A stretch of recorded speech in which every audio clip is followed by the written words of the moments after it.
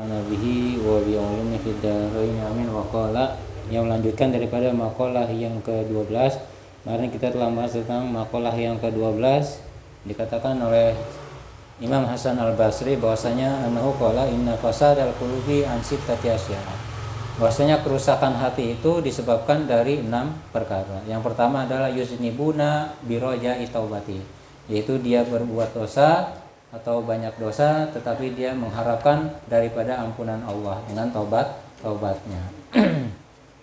Kemudian wa ya'malunal ilma wa la ya'malun. Kemudian orang yang mempunyai hati yang mendapat merusak hati yang kedua adalah mereka tahu, ya, mengetahui ilmu tapi dia tidak mengamalin. Nah, ini juga bisa menyebabkan hati menjadi rusak.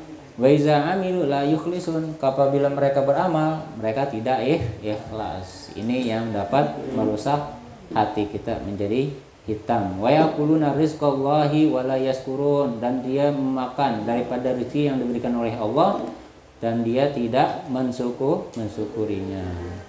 Wa ma yardawna bi qismatillah, dan dia juga tidak reda dengan apa yang sudah ditentukan oleh Allah bagian-bagiannya.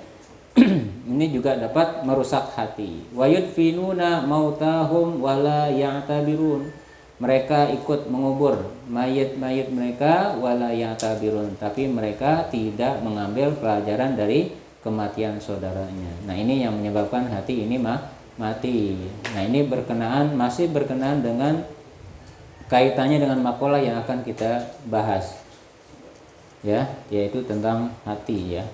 Tapi ini berkaitan dengan dunia. Wal maqalatus salisata asyrata, adapun maqalah yang ke-13, qala aidon, ya, berkata Imam Hasan Al-Basri, ya, ini perkataan sama dari kata Imam Hasan Al-Basri, man arada dunya waqtaraha 'alal akhirah aqabahu Allahu bisitti uqubatin, ya. Berkata Imam Hasan Al-Basri bahwasanya man arada dunya, siapa orang yang menginginkan dunia, wa waqtaraha 'alal akhirah, dan dia lebih mengutamakan daripada akhiratnya, dia lebih memilih dunia daripada akhiratnya, aqabahullahu bisitti uqubatin, maka Allah akan memberikan dia hukuman dengan 6 hukuman, ya. Jadi orang yang lebih memilih daripada dunia daripada akhiratnya, nanti Allah akan beri sanksi kepada orang ini dengan 6 hukuman, ya. Jadi orang yang lebih memilih dunia itu akan Allah berikan hukuman, tuh, ya. Apa aja tuh hukuman itu yang diberikan oleh Allah? Salasun fid dunya wa salasun fil akhirah. Yang Allah kasih yaitu bagi mereka yang lebih memilih daripada dunianya daripada akhiratnya adalah salasun fid dunya wa salasun fil akhirah. Nah, hukumannya itu dibagi 2. Yang 3 itu dikasih, ya, hukumannya itu ketika di dunia. Wa salasun fil akhirah, dan yang 3 lagi nanti Allah akan berikan hukuman tersebut bagi orang yang lebih memilih dunia daripada akhiratnya, yaitu di akhirat. Nah, itu 6 hukuman yang akan Allah berikan kepada orang yang lebih mengutamakan dunia daripada akhiratnya. Amma salasu allati hiya fid dunya, adapun yang hukuman yang ketiga yang ada atau yang akan diberikan Allah pada dunianya, yaitu amalun laisa lahu muntaha, yaitu angan-angan atau keinginan-keinginan yang tidak akan ada habisnya, ada ujungnya, ya. Jadi orang yang lebih memilih dunia daripada akhiratnya, Allah akan kasih dia di dunia 3 hukuman. Yang pertama adalah Allah akan berikan dia mempunyai angan-angan atau harapan-harapan yang tidak akan dicapai, yang tidak ada ujungnya atau tidak ada puncaknya. Jadi angan-angan dia terus aja tuh, ya, nggak pernah ada habisnya, nggak pernah ada puasnya. Jadi dia terus berangan-angan untuk bisa mendapatkan dunia dan isinya, ya. Padahal apa yang dia angan-angankan tidak akan dia capai. Nah, angan-angan ini penyakit termasuk daripada penyakit hati, ya. Penyakit hati yang bisa menghambat seorang hamba untuk mencapai derajat yang tinggi. Karena apa? Karena orang yang panjang angan-angan, dia akan mendapatkan terjerumus kepada 4 dosa lagi, ya. Dari angan-angan ini nanti dia akan terjerumus kepada dosa yang lainnya. Ya, yang pertama dia akan apa? Ya, menunda-nunda taubat. Ya, jadi kalau orang yang panjang angan-angan, dia akan selalu menunda-nunda taubat. Ya, jadi ketika dia berbuat maksiat, dia nggak langsung segera taubat. Kenapa? Karena angan-angan dia, ya, dia akan mempunyai umur yang panjang. Nanti saya taubatnya mungkin setahun lagi baru saya taubat. Nanti saya balik lagi minta ampun sama Allah, baru saya bisa jalanin lagi itu yang namanya amal ketaatan. Padahal nggak ada yang tahu bahwasanya umur dia bisa jadi besok hari. Ya, sebelum dia tobat bisa jadi dia akan datang ajalnya. Itu orang yang tertipu dengan angan-angannya, gitu ya. Maka orang-orang yang panjang angan-angan ini dia akan selalu menunda-nunda taubat. Kemudian apa? Dia juga selalu menunda-nunda amal ketaatan. Sholat dia ditunda-tunda, gitu ya. Ketika dia sedang bekerja, gitu ya. Ya, ketika azan sudah berkumandang, dia tunda-tunda tuh, nanti aja dah. Ini ada kerjaan yang belum selesai, nanti juga bisa keburu sebelum asar akan saya sholat zuhur. Ternyata ketika dia kerjain, nah larut tuh dalam pekerjaannya, akhirnya waktunya habis. Tuh ya, itu orang yang panjang angan. Itu masih untung kalau dia masih dikasih hidup. Coba kalau ajalnya tiba-tiba mati ketika dia masih kerja dan dia nggak sholat dengan segera, nah itu adalah mati dalam keadaan su'ul khotimah. Ya. Nah itu orang yang panjang angan-angan, dia akan selalu menunda-nunda taubat dan akan selalu menunda-nunda amal soleh. Gitu ya. Jadi kalau kita seharusnya jangan panjang angan-angan, karena panjang angan-angan orang ini akan melebihi dari umurnya. Itu umur itu nggak ada yang tahu apakah kita umur kita sampai pada 60 tahun atau sampai 70 tahun. Tapi angan-angan kita itu melebihi dari umur kita. Angan-angan kita nanti udah tua, umur nanti dah saya tobat kalau udah bener-bener masa muda saya sudah puasin. Padahal nggak tahu umur dia hanya sampai umur 30 tahun. Mungkin dia pikir umur dia bisa sampai 60. Padahal nggak sampai 60, bisa jadi cuma sampai 30 tahun dia udah meninggal, udah sakit-sakitan, akhirnya dia nggak melakukan ketaatan atau melaksanakan perintah yang Allah perintahkan, ya, amal-amal soleh, ya sholat, kemudian puasa dan lain sebagainya, karena dia panjang angan-angan, akhirnya ditunda-tunda tuh amalannya. Nah itu orang yang memilih dunia daripada akhiratnya, Allah akan berikan dia hukuman yang pertama itu adalah dia akan panjang angan-angan yang tiada batasnya, gitu ya. Jadi selalu ada angan-angan yang dia cari. Ruya annahu sallallahu alaihi wasallam, bahwasanya diriwayatkan bahwa Nabi Muhammad sallallahu alaihi wasallam bersabda, "Masalal insana wal amala wal ajala, fa masalal ajala ila janibihi." Nabi Muhammad SAW bersabda, masalal insana. Nabi mengatakan bahwasanya masalal insana wal amala, ya, diperumpamakan bahwasanya manusia dan juga angan-angan, wal ajala dan juga ajal, famasalal ajala dan memisalkan daripada ajal ila janibihi, itu ada di sampingnya. Wal amala amamahu, sedangkan amalan angan-angannya ada di depannya. Ajal ada di sampingnya, dimisalkan, kemudian angan-angannya itu ada di depan. Fabaina, di antara keduanya itu, tatkala keduanya itu, huwa yatlubul amala amamahu, ia mencari daripada, menuntut daripada angan-angannya itu, amamahu yang ada di depannya, is atahul ajala, tiba-tiba datanglah ajal. Jadi ketika orang yang punya angan-angan panjang, ya, itu Rasulullah memisalkan manusia itu seperti angan-angan dan juga ajal, dan juga memisalkan ajal itu ada di sampingnya dan angan-angan ada di depannya. Ya, dan tatkala dia mencari atau menuntut suatu yang dia inginkan yang ada di hadapannya, nah tiba-tiba datang ajalnya. Tuh, seperti itu gambaran daripada orang yang panjang angan-angan. Ketika dia ada suatu keinginan, ya, angan-angan yang panjang, tiba-tiba datang ajal. Nah, nggak sampai fahtalajahu, maka tiba-tiba intaza'ahu, yaitu dicabut nyawanya. Ya, jadi ketika dia ingin mencapai dari suatu angan-angannya, tiba-tiba ajal menjemputnya. Ya, jadi kalau angan-angan itu banyak orang yang tertipu, ya, karena angan-angan itu hanyalah suatu harapan yang tidak mungkin dicapai, ya.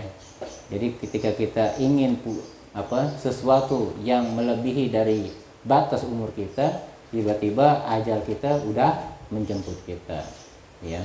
Jadi banyak orang yang karena sebab angan-angan amal-amalannya itu tertinggal. Amal-amalannya itu ditunda-tunda. Kemudian itaja'ahu. Ruya annahu sallallahu alaihi wasallam, diriwayatkan bahwasanya Nabi Muhammad sallallahu alaihi wasallam bersabda, kam min mustaqbilin yauman la yastakmiluhu. Nabi Muhammad sallallahu alaihi wasallam bersabda, kam min mustaqbilin, berapa banyak orang yang menghadapi yauman, yaitu pada suatu hari, la yastakmilu, ia tidak dapat mencapainya atau menyempurnakan hari tersebut, ya. Nah, ini juga harapan kita hari ini adalah kita bisa melakukan sesuatu dengan sempurna. Tapi apabila ajal yang datang, maka tidak bisa kita lakukan dengan sempurna. Angan-angan kita, angan-angan kita, ya, itu adalah keinginan kita hari ini adalah suatu hari yang bisa kita capai pekerjaan kita dengan sempurna. Tapi karena kita tidak tahu ajal kita kapan datang, ya, tiba-tiba pada saat kita akan melakukan pekerjaan itu pada hari itu, ya, kita tidak bisa selesaikan. Kenapa? Ajal kita telah datang duluan daripada angan-angan kita. Jadi angan-angan kita itu kepanjangan daripada ajal kita. Ajal kita itu datang kapan saja kita nggak tahu. Ajal itu datang tiba-tiba. Angan kita itu panjang, ya. Harapan kita itu panjang melebihi daripada ajal yang akan datang kepada kita. Wa muntazirin godan, dan berapa banyak orang yang menanti, ya, menunggu hari esok, la yablughuhu, yaitu tidak sampai kepada hari esok. Ya, orang yang menunda, ya, suatu amalan, ya, sehingga hari esok, ya, dia angan-angannya hari esok mungkin dia bisa untuk melakukannya. Tapi kebanyakan, ya, orang yang berangan-angan seperti ini dia tidak sampai kepada hari esok yang akan dia capai. Kenapa? Karena sebab amalan ajal dia terlebih dahulu daripada angan-angannya, ya. Berapa banyak orang yang ingin menyempurnakan atau menghadapi harinya, tapi dia tidak sampai pada hari tersebut. Dan orang yang menunggu dari hari esok, dia tidak sampai kepada hari esok. Nah, law nazartum ilal ajal, kalau kalian melihat pada suatu ajal, masiruh, yaitu tempat perjalanan ajalnya, la abghadtumul amala, sungguh kalian akan membenci, ya, daripada angan-angan tersebut, wa gururahu, dan juga tipuannya. Itu, ya. Jadi angan-angan itu banyak tipuannya, ya. Dan kalau kita tahu buruknya angan-angan kita, maka kita pasti akan benci dengan keadaan angan-angan kita yang melebihi daripada apa yang kita harapkan. Kita pengen semua hafalan, ya, pelajaran kita bisa tunaikan, kita selesaikan pada hari 1 tahun ini misalkan. Akhirnya kita santai-santai, nanti dah 2 bulan sebelum atau 5 bulan sebelum 1 tahun saya baru fokus ngapalin. Nah, itu angan-angan kita tuh biasa tuh, orang yang belajar. Nanti aja dah, ini kan baru dikasih tugas, ya kan. Akhirnya ditunda-tunda tuh, ditunda-tunda 1 bulan, 2 bulan, 3 bulan, 4 bulan, 5 bulan, udah setengah tahun belum diapalin. Ntar masih keburu. Dia ngandalin akal dia, ya, ngandalin kecerdasan dia. Padahal dia nggak tahu ajal yang bisa sampai kepada dia kapan, atau kemampuan dia bisa menghafal itu kapan. Kejadian yang akan terjadi sama dia itu mungkin tidak akan bisa menghafal kapan, ya. Dia mengharapkan pada 1 tahun itu dia bisa menghafal semua apa yang mungkin menjadi kewajiban dia untuk tugas dia.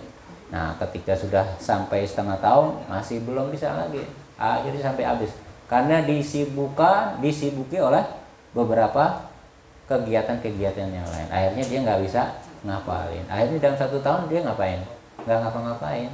Tuh angan-angan gitu, banyak ketipu. Masih untung umurnya masih panjang. Kalau nggak panjang, udah nggak ada yang bisa diharapkan, tuh, ya.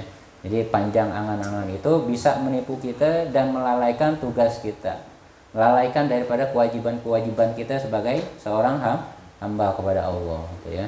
Jadi angan-angan ini adalah penyakit hati, ya, yang bisa menyebabkan manusia ini binasa.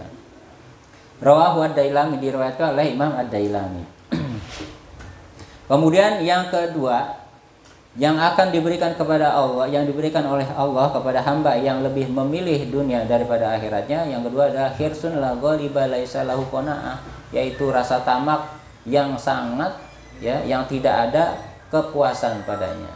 Jadi orang yang memilih dunia daripada akhirat, Allah beri hukuman yang kedua itu adalah rasa tamak yang tidak ada rasa puasnya.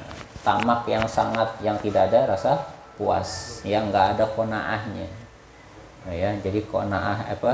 Nggak ada qanaahnya. Fal hirsu yaslubu fadailan nafsi, maka rasa tamak itu adalah yaslubu fadailan nafsi. Dia dapat mencabut keutamaan diri seseorang. Jadi kalau orang punya rasa tamak, kehormatannya hilang, rasa malunya hilang. Maka dikatakan di sini dia akan dicabut, ya, keutamaan dirinya. Orang itu tadinya mulia, orang kaya dah, misalkan kita lihat biasanya terpandang. Tapi karena orang kaya ini tamak, ya, tetap dia melakukan, kalau dia pejabat dia korupsi, ya, harusnya dia punya kedudukan yang tinggi di mata masyarakat, karena dia korupsi, nah, akhirnya derajatnya jatuh, ya, rusak tuh, daripada muruahnya, hilang rasa malunya. Orang kalau udah serakah, dia nggak peduli tuh milik orang lain atau bukan, dia sahabat semuanya, ya. Itu yang bisa menghilangkan daripada rasa malu, yaitu toma, ya. Toma ini juga bisa merusak dari segi sendi-sendi yang lainnya. Ini toma ini bisa larinya nanti hasud, ya, perpecahan ini daripada toma. Berapa banyak tuh negara atau masyarakat kita karena sebab toma, ya, orang yang toma, dia tetangganya akhirnya nyerobot tanahnya, akhirnya jadi pertengkaran, akhirnya terjadi pembunuhan, ya. Banyak bisa terjadi karena sebab dari rasa toma. Nah, ini hukuman bagi siapa? Orang yang lebih memilih dunia. Padahal dunia itu adalah hubbud dunya ra'su kulli khotiatin. Cinta dunia adalah pangkal dari segala keburukan, ya. Jadi kalau orang udah cinta dunia, semua sifat-sifat penyakit hati itu kumpul di situ. Mau toma kek, mau hasud, ya, apa aja tuh penyakit hatinya, sombong, semuanya itu akan ada pada dirinya. Itu sebab orang yang cinta dunia, karena dia adalah pangkal segala dosa atau segala keburukan.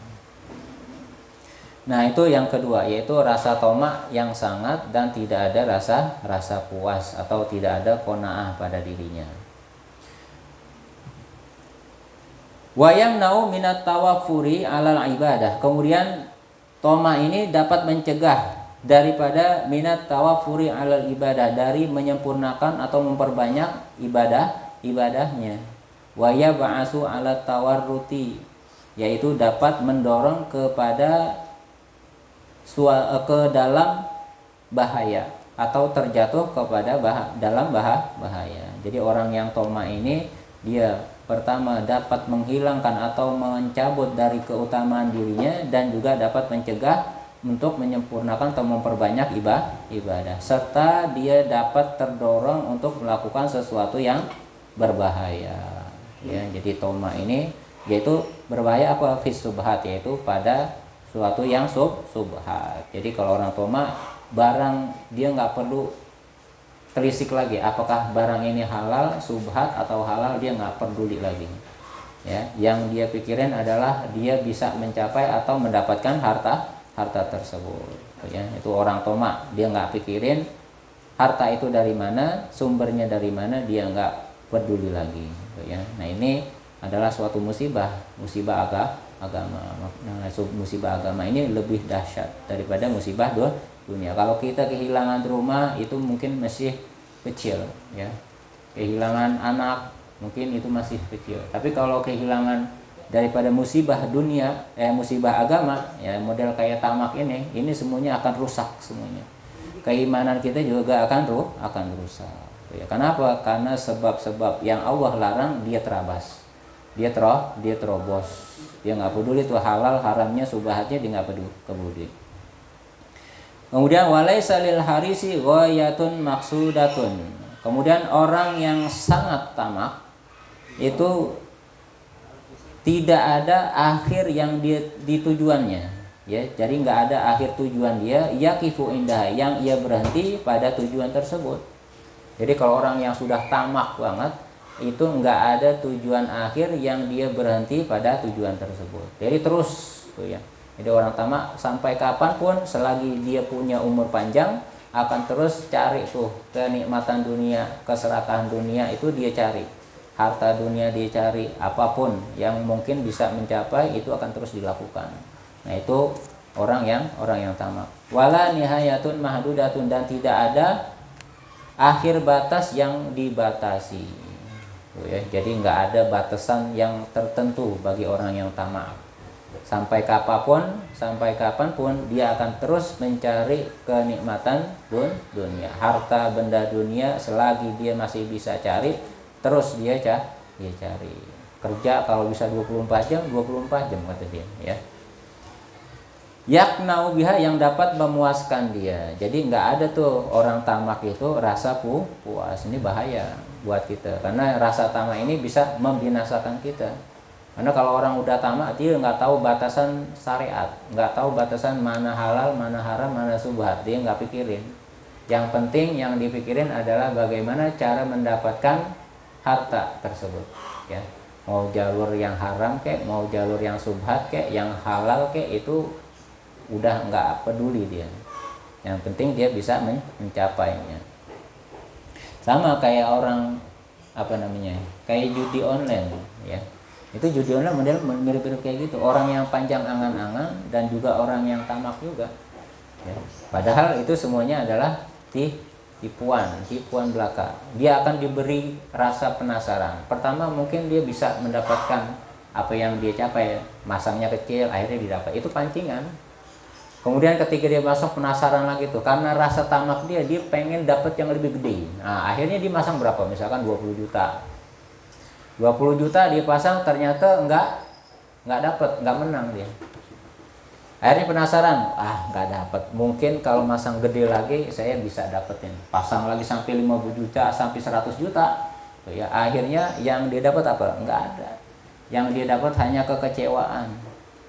Hartanya habis, ya. Tapi sekalipun hartanya habis, dia masih ada rasa penasaran. Karena orang hubur dunia beda, tetap masih ada pengen. Karena nggak ada modal aja dia berhenti. Tapi kalau masih ada modal, masang lagi gak dia? Pasang, pasti itu, ya. Karena orang yang cinta dunia itu yang Allah berikan hukuman kepada dia adalah rasa tamak yang tidak ada rasa puasnya. Jadi orang yang berhenti judi online itu bukan karena sebab dia berhenti karena taubat, enggak. Tapi karena modalnya habis. Ya, modalnya habis. Ada yang mengakhiri hidupnya dengan karena sebab utang, ya, itu dia bunuh diri. Nauzubillah tuh, jangan sampai kayak gitu. Kemudian li'annahu iza wasala bil hirsi, karena apabila seorang yang tamak itu sampai mendapatkan apa yang dia inginkan dengan rasa tamaknya, ilama amal, apa yang dia inginkan, abrahu zalika, maka dia akan menghasutnya bizyadatil hirsi, dengan ada bertambahnya rasa rakusnya, rasa tamaknya.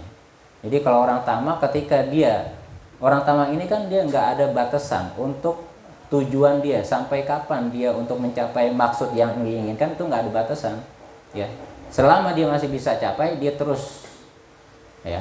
Jadi ketika iza wasala bil hirsi, apabila dia mendapatkan, yaitu dengan rasa tamaknya, ilama amal, apa yang dia inginkan, agrahu zalika, maka dia akan menghasutnya atau menipunya dengan apa? Dengan bertambahnya rasa tamak. Jadi ketika dia dapat nih apa yang diinginkan, ya, akhirnya dia dapat tuh.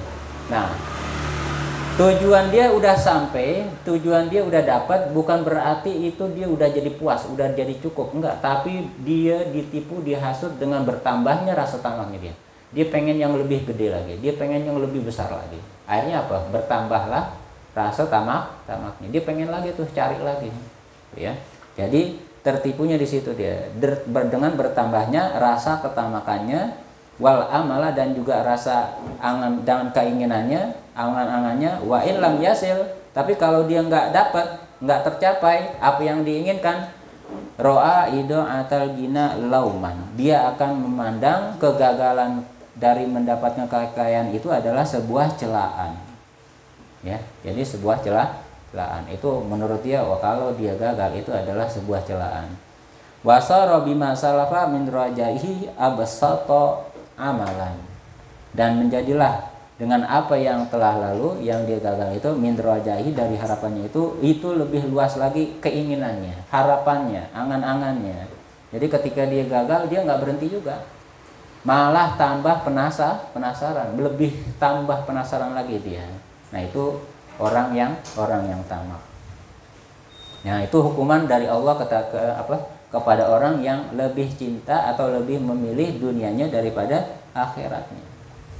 Jadi ketika dia tercapai hasil maksud tujuan dia, bukan dia merasa puas atau dia berhenti dengan tujuan tersebut ketika dia dapat, tapi dia ditipu dengan bertambahnya rasa tamak dia untuk mencapai angan-angan dia lagi yang lebih besar, ya.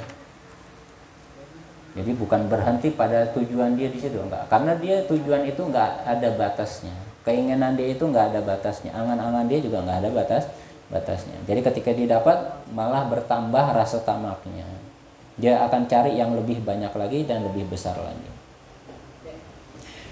Kemudian yang ketiga, wa ukhiza minhu halawatal ibadah. Nah, ini adalah hukuman yang diberikan oleh Allah, yaitu yang ketiga ketika dunia adalah wa ukhiza minhu halawatul ibadah, yaitu dicabutnya dari rasa manis ibadah.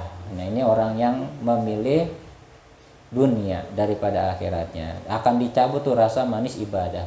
Kenapa? Litasagulhi anha, karena sibuknya dari mencari dunia daripada ibadah. Jadi Allah akan cabut dia rasa manis ibadah.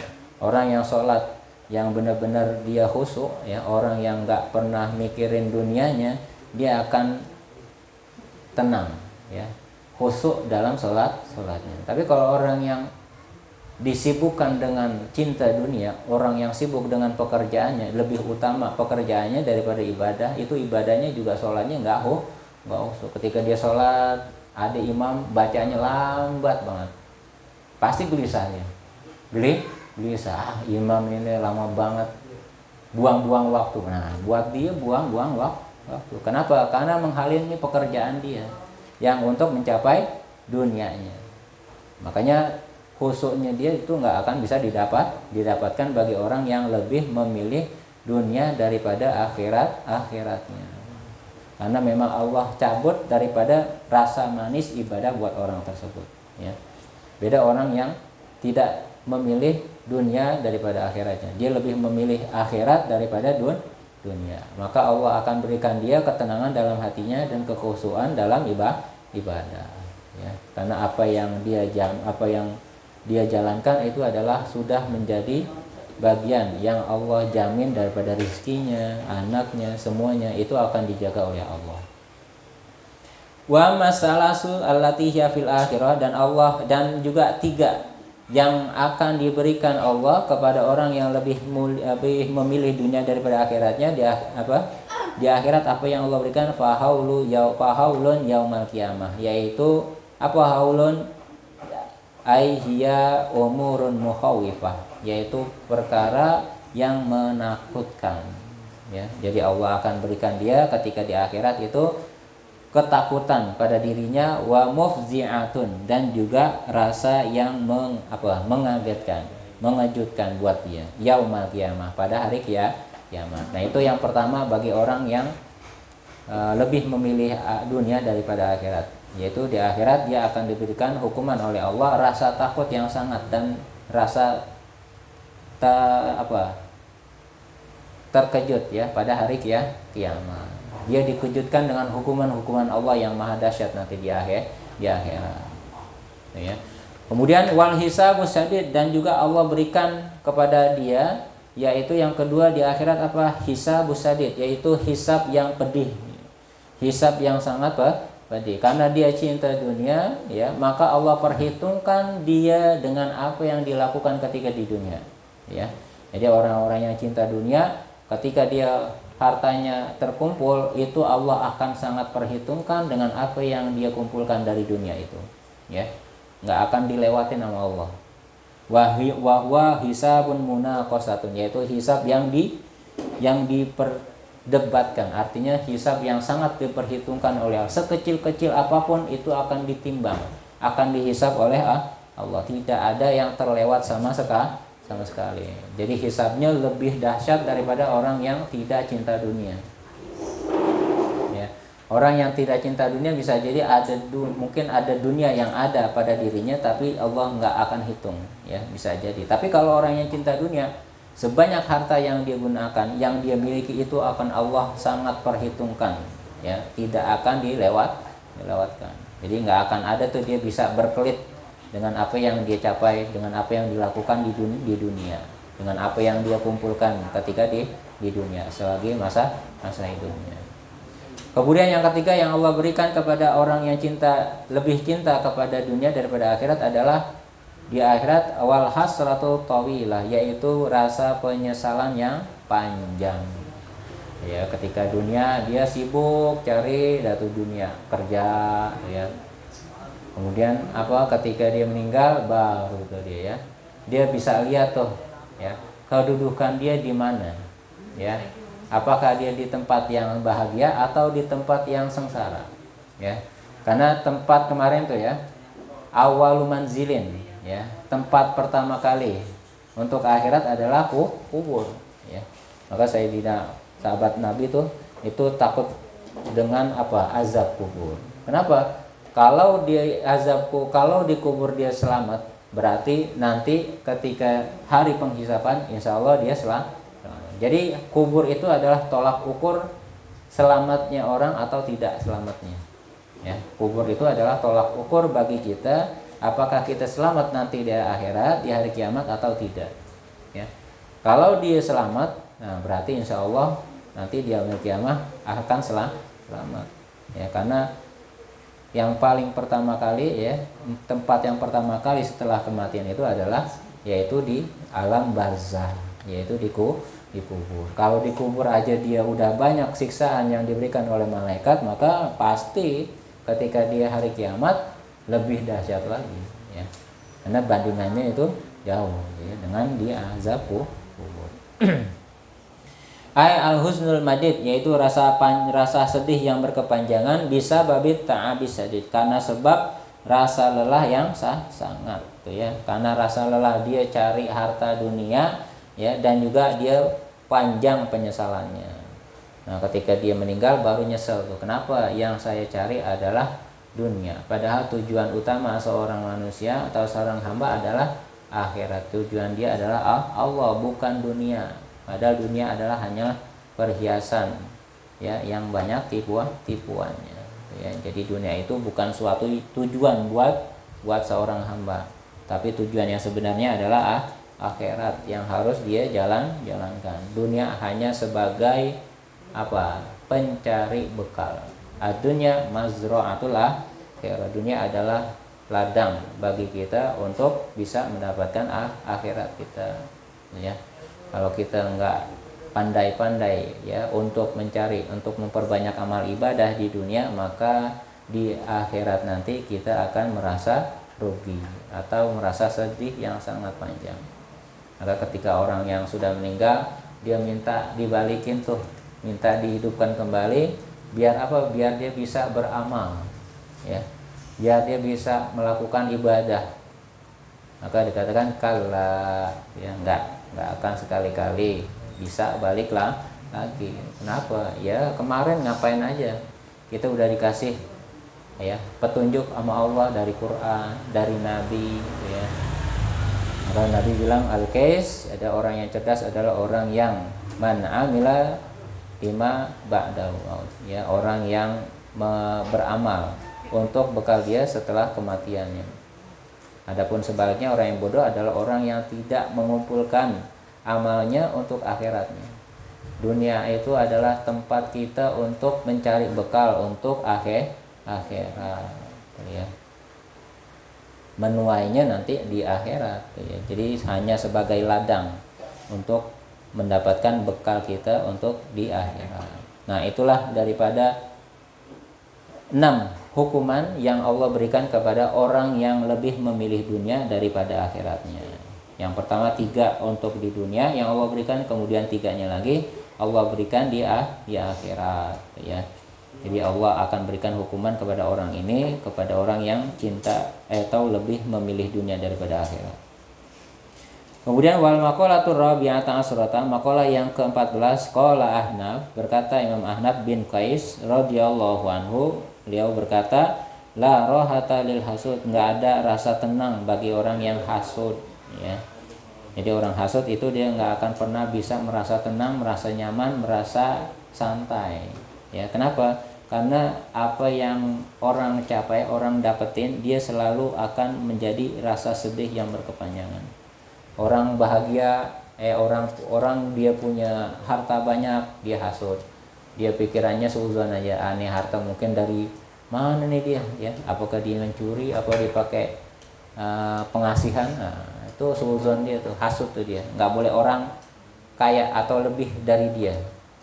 Waqala Abdul Muti, berkata Abdul Muti As-Samlawi, naqala an saykhihi, ia menukil daripada syekhnya, dari gurunya Al-Badri rahimahullah, yaitu semoga Allah merahmatinya, yublal hasudu bi khamsatin. Beliau berkata, yublal hasudu bi khamsatin. Orang hasud itu diuji dengan 5 perkara. Husuluz zamilahu wa husnu daimin. Yaitu yang pertama adalah husuluz zamilahu, yaitu dia tercapai atau hasil baginya celaan. Jadi orang yang hasud itu tercela, ya. Kemudian apa? Wa husnun daimun, dan juga rasa sedih yang berkepanjangan. Dia nggak boleh senang lihat orang kaya, nggak boleh senang lihat orang yang punya prestasi lebih tinggi dari dia, ya. Orang bisa umroh, orang bisa haji, dia sedih, dia sirik, ya, nggak demen ngelihatnya, ya. Nah, itu orang hasud. Wa ghalqu babi taufik, dan juga tertutupnya pintu taufik alaih kepadanya. Jadi Allah tutup bagi orang yang hasud, yaitu pintu taufik. Jadi dia nggak akan bisa melakukan suatu perbuatan amal tanpa Allah berikan dia taufik, ya. Mungkin dia tahu hidayah, mungkin dia dapat, tapi taufik untuk mengerjakan itu dia nggak bisa melakukan. Kemudian apalagi yang diberikan oleh orang hasud, yaitu wa musibatun daimatun la ajra fiha, yaitu musibah yang selalu menimpanya, la ajra fiha, yang tidak ada pahalanya. Ini bahaya, ya, buat kita. Jadi kalau orang musibah, biasanya Allah akan berikan dia pahala. Allah ganti dengan sebaik-baik pengganti. Orang kena musibah, ya, kebanjiran, kebakaran, kalau dia sabar pasti Allah ganti yang lebih baik. Tapi kalau orang yang hasud, ya, sekalipun dia ditimpa musibah, ya, dia tidak akan mendapatkan pahala, ya. Tuh orang hasud hukumannya tuh begitu. Jadi orang hasud itu Allah berikan dia tuh beberapa hukuman buat dia. Akan diuji dengan 5 ujian, ya. Husuluz zammi wa husnu daimin wa ghalqu babi taufik alaih wa musibatun daimatun la ajra fiha, dan musibah yang terus-menerus dan tidak ada pahala buat dia. Jadi dia ketimpa musibah tapi dia nggak dapat pahalanya, ya, karena dia hasud. Wal ghadabus sadid, kemudian juga wal ghadabus sadid alaihi minallah, dan Allah sangat murka kepadanya. Ini orang hasud. Jadi orang hasud ini orang yang Allah murka, ya, sama dia. Wa qala Ali Al-Mawardi, berkata Ali Al-Mawardi, haqiqatul hasadi siddatul husni alal khairat. Apa sih hakikat hasud? Hakikat hasud adalah siddatul huzni, rasa sedih yang sangat, alal khairat, atas kebaikan, allati takunu linnasi al-afadili, ya. Jadi rasa hasud, rasa sedih, ya, yang sangat pada kebaikan atau atas kebaikan kepada orang yang mempunyai keutamaan atau kelebihan, ya. Jadi kalau orang dia punya kecerdasan, mungkin dia punya prestasi yang tinggi, dan semakin tinggi prestasinya dia, semakin sedih dia bertambah, semakin nyesek hatinya, ya. Ketika orang ini makin ya mendapatkan kesuksesan, naik jabatan, hatinya makin sakit, ya. Nah ini orang yang hasud. Jadi kalau ada tetangga, ya, kalau misalkan orang yang dia punya kebaikan yang banyak, ya, orang yang mempunyai kedudukan atau jabatan tinggi, ya kita nggak perlu hasud, ya. Karena kalau kita hasud nanti akan dikasih 5 ujian, ya. Ujiannya tadi itu apa? Nggak akan ada rasa ketenangan dalam hatinya, ya. Dan dia akan menjadi orang yang tercela. Rasa sedih yang berkepanjangan, pintu taufiknya itu akan tertutup. Dan Allah sangat murka kepada orang yang hasud seperti ini. Wa amal munafasatu, adapun orang yang berkompetisi, ini lain lagi. Fahya talabut tasabbuti bil tasabbuhi bil afadili.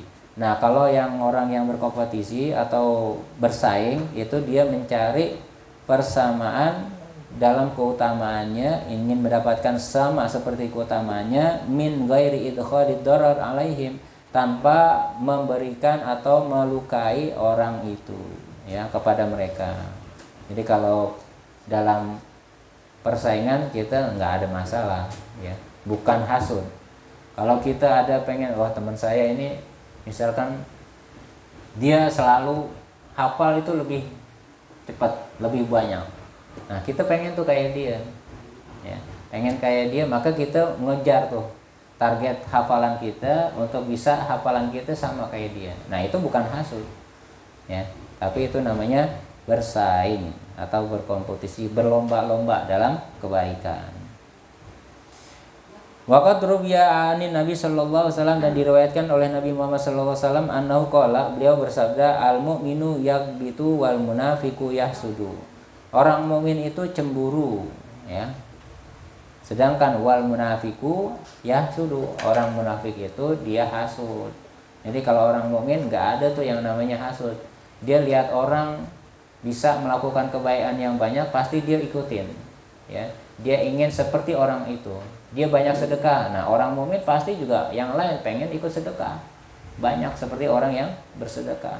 Tapi kalau orang munafik, nah dia beda.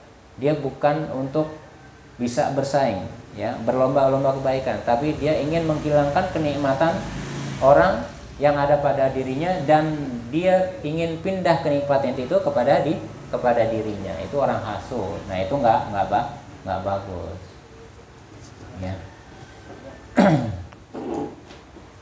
Kemudian apa? Wala muru'ata lil kazubi, dan tidak ada muru'ah, nggak ada martabat kemuliaan bagi orang yang pembohong, ya.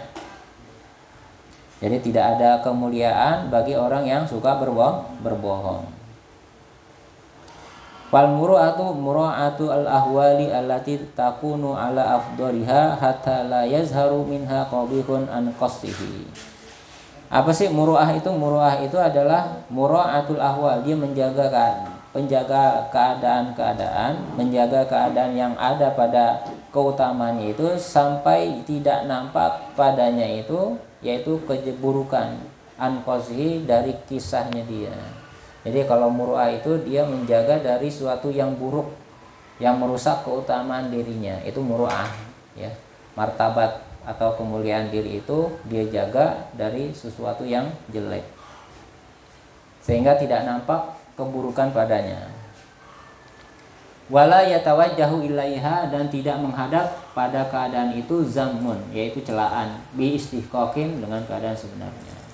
Nah itu muru'ah, ya. Jadi muru'ah itu menjaga kehormatan diri, ya, dari sesuatu yang jelek, ya, dan tidak akan nampak padanya keburukan.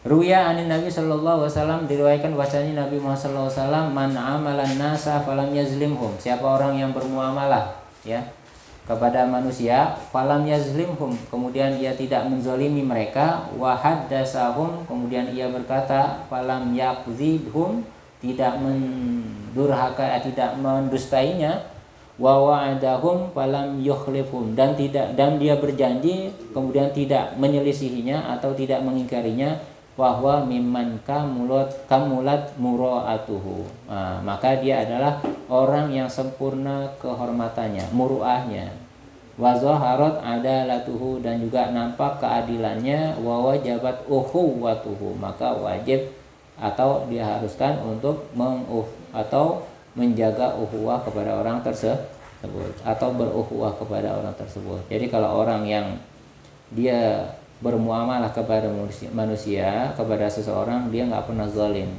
ya. Kemudian kalau dia ngomong, dia nggak pernah bohong. Kalau dia janji, dia nggak pernah khianat. Nah, ini yang orang seperti ini adalah orang yang sempurna kehormatannya, kemuliaannya, keadilannya. Nah, kemudian juga orang yang seperti ini harus kita jalin ukhuwah kepada orang ini, ya. Jadi bersahabat baik dengan orang ini. Kenapa? Karena orang yang baik itu akan memberikan efek yang baik juga kepada kita, ya. Begitu juga sebaliknya, kalau kita bergaul dengan orang yang buruk, maka akan tertular juga keburukan yang ada pada dirinya, nanti pada kita akan menular, ya. Jadi berkawan yang baik itu memang diharuskan, ya. Yang sampai kita bergaul kepada orang yang buruk. Karena apa? Karena kalau kita bergaul dengan orang yang buruk, kita ngelihat dia kesehariannya adalah suatu perbuatan yang berdosa, minum khamar, suka mencuri, suka bohong. Yang kita lihat tiap hari kayak gitu, itu akan menjadi maklum buat kita. Sedangkan kita tidak memberikan peringatan, maka sama kita sama dia, ya. Jadi hal yang dilakukan itu menjadi biasa. Dan itu akan tertanam pada diri kita suatu perbuatan yang tidak menjadi menyalahi syariat. Dianggap tadi nanti seakan-akan itu tidak menyalahi. Tapi kalau kita bergaul sama orang baik, yang dilakukan adalah perbuatan baik, ya. Amalan yang baik. Yang kita lihat setiap hari seperti itu, maka kita akan mencontoh orang itu. Tertular tuh tabiat baiknya. Kemudian walahi lata lil bakili, enggak ada tuh yang namanya jalan keluar buat orang yang bakhil. Nah, orang bakhil enggak akan ada jalan keluar baginya. Wahadus saha bazlu ma yahtaju ilaihi, dan adapun definisi dermawan as-saha, yaitu apa sih definisi dermawan? Bazlu ma yahtaju ilaihi, yaitu mengerahkan apa yang dibutuhkan, ya. Apa yang dibutuhkan kepadanya indal haja, ketika dia butuh. Wa an yuwasilau ila mustahiqi, kemudian dia menyampaikannya kepada orang yang berhak, biqadri ta'ati, dengan kadar ketaatannya. Jadi kalau orang yang dinamakan dermawan adalah orang yang mencurahkan segala apa yang dia butuhkan, ya, ketika dia butuh, ya, mengeluarkan dengan apa yang dia butuhkan ketika dia butuh, wa ayyuasilau, dan dia sampaikan kepada orang yang berhak, ya. Jadi mengeluarkan harta dia dan disampaikan kepada orang yang berhak dengan kadar ketaatan, itu adalah orang yang dermawan. Wa iza kana sakha'u mahdudan, kalau kedermawannya itu terbatas, ya, faman waqafa ala haddihi, maka dia berhenti pada batasan tersebut, sumya kariman, maka dia dinamai kariman, orang yang mulia. Jadi kalau kedermawannya itu terbatas, ya, kemudian dia dinamai dengan orang yang mulia. Wa kana lil hamdi mustahiqan, maka dia baginya adalah suatu pujian yang berhak baginya, ya. Jadi kalau orang yang masih ada rasa dermawan tapi dia dibatasi, itu masih dikatakan mulia dan pujian baginya itu. Waman qasara anhu, siapa orang yang membatasi atau menguranginya dari kedermawannya, kana bakhilan, maka dia adalah orang yang bakhil, dia mengurangi. Wa kana lizami mustaujaban, maka baginya itu adalah suatu celaan yang seharusnya. Jadi kalau orang yang mengurangi dari rasa kedermawannya itu, maka dia dikatakan bakhil, ya, dan dia berhak untuk dicela. Ruya ani Nabi sallallahu alaihi wasallam, diriwayatkan oleh Rasulullah sallallahu alaihi wasallam, annahu qala, beliau bersabda, ta'amul jawadi dawaun, ya, makanan orang dermawan itu adalah obat. Wa ta'amul bakhili dawaun. Kemudian makanan orang bakhil itu ada penyakit. Jadi kalau makanan orang dermawan itu bisa menjadi obat buat kita. Kenapa? Karena orang dermawan itu ngasihnya ikhlas. Keikhlasan itu adalah bisa memberikan kita penawar, ya. Jadi kalau orang yang bakhil ngasih makanan itu bisa menjadi apa? Penyakit. Kenapa? Karena dia ngasihnya nggak ikhlas. Bisa jadi dia ngasih kita atau ngasih sesuatu kepada orang lain itu ada rasa dengki, ada rasa tidak ikhlas. Karena tidak ikhlas, ya dia ngasih sesuatu kepada orang, akhirnya dia ada celaan. Nah, celaan inilah yang bisa menjadi suatu penyakit bagi orang yang menerimanya, gitu ya. Jadi kalau orang dermawan itu ngasih dengan diiringi keikhlasan. Justru dia malah bersyukur. Karena rasa syukur inilah jadi obat buat orang yang menerimanya. Beda dengan orang yang bakhil, makanannya itu bisa jadi penyakit. Bisa disumpahin kita malah kalau misalkan dia ngasih, datang lagi. Akhirnya karena terpaksa dia ngasih, ya, karena tidak ikhlas. Nah itu kalau barang yang tidak ikhlas dikasih itu kan bisa jadi subhat buat orang-orang yang ahlullah. Orang kalau dia ngasih bukan karena ikhlas, ya, karena ada orang, ya, misalkan datang orang minta-minta, atau saudaranya minta, kalau dia ngasih kecil dia malu sama orang, padahal karena dia orang punya kedudukan, akhirnya dia ngasih 1 juta misalkan, karena rasa dia malu itu, padahal dia nggak ikhlas. Nah itu bisa jadi subhat, ya. Jadi kalau orang yang pelit ini ngasih makanan itu bisa jadi penyakit, ya. Jadi penyakit.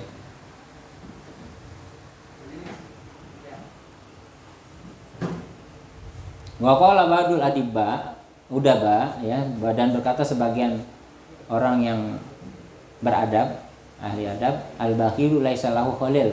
Orang pelit itu dia nggak punya teman, ya. Orang pelit nggak punya teman. Di mana aja orang pelit pasti nggak ada temannya, nggak ada yang temenin, ya. Kenapa? Karena dia nggak bisa memberikan sebagian hartanya kepada orang lain, ya. Setiap orang itu adalah ada harapan masing-masing, ya. Orang susah dia punya harapan kepada orang kaya, mungkin orang kaya bisa ngasih dia sedikit rezekinya untuk bisa dia makan, ya. Tapi karena orang kaya ini pelit, akhirnya apa? Orang miskin ini dia kecewa, ya. Akhirnya dibenci. Gitu juga kita sama teman kita. Kita nggak pernah tuh ngasih sesuatu atau mungkin bayarin teman kita, tuh, ya. Jadi kalau kita jalan sama dia rasanya kayak segan juga, males gitu kan. Kenapa? Karena dia nggak bisa selalu atau dia punya rasa pelit, ya. Jadi kalau pelit itu nggak punya teman. Kalau orang dermawan pasti banyak temannya, ya. Orang royal lah istilahnya, orang yang nggak hitungan. Tapi kalau orang pelit, nah orang nggak ada yang temenin. Wa qala Salih ibnu Abdul Quddus min Bahri Tawil. Nah kata Syekh Saleh bin Abdullah bin Abdul Quddus dalam Bahar Tawil dikata wa yuzhiru aibal mar'i fin nasi buhluhu, dan akan menampakkan tuh aib seseorang finnasi pada manusia buhlu, yaitu kebakhilannya, kepelitannya, sifat bakhilnya, itu akan nampak. Wayasturuhu anhum jami'an sakhauhu, dan akan menutupinya rasa bakhilnya itu anhum dari mereka manusia semuanya itu sakhauhu dengan rasa kedermawannya. Jadi kalau orang pelit, ya, itu punya aib. Ya, orang pelit punya aib. Nah, bagaimana cara menutupinya itu semuanya itu dari kepelitannya itu dengan kedermawanannya, ya. Jadi biar orang nggak benci, nah itu harus kita keluarkan sifat kedermawanan kita. Tagoto biaswa bisahoifa, tagoto akan tertutupi biaswa bisaho dengan pakaian kedermawanan. Fa innani ara kulla aibin fasahau gitauhu, maka sesungguhnya aku melihat setiap aib, yaitu fasahau gitauhu, maka kedermawanan adalah penutupnya. Jadi setiap aib apapun ya yang ada pada diri manusia itu bisa tertutup dengan apa? Kedermawanan seseorang, gitu ya. Jadi kalau kita mau ditutup aib kita, ya banyak-banyak dermawan kepada orang lain, gitu ya. Banyak sedekah, banyak-banyak dermawan kepada orang lain, teman kita, saudara kita, atau siapapun yang ada di wilayah kita kayak atau di tempat lainnya. Itu kalau kita ada aibnya itu akan tertutup, ya. Orang yang benci sama kita pun dia akan hilang kebenciannya karena kita apa? Dermawan. Itu akan tertutup. Jadi obat daripada penutup aib itu adalah kedermawanan. Orang kalau dermawan itu enggak ada yang ngomongin. Tapi kalau orang pelit banyak gak yang ngomongin? Banyak. Ya, banyak banget yang benci juga, banyak yang nggak temenin, dan banyak diomongin aibnya. Tapi kalau orang dermawan, orang yang baik, orang yang selalu sedekah, dia akan dipuji, bukan dibenci, dan ditemenin, ya. Nah, itu mungkin sebagian daripada makalah yang nanti kita akan lanjutan, ya. Nanti kita lanjutkan lagi, wala wafa alil muluki, nggak ada tuh yang namanya amanah bagi orang dari raja atau penguasa. Wallahu a'lam bishawab. Fatihah. Bismillahirrahmanirrahim.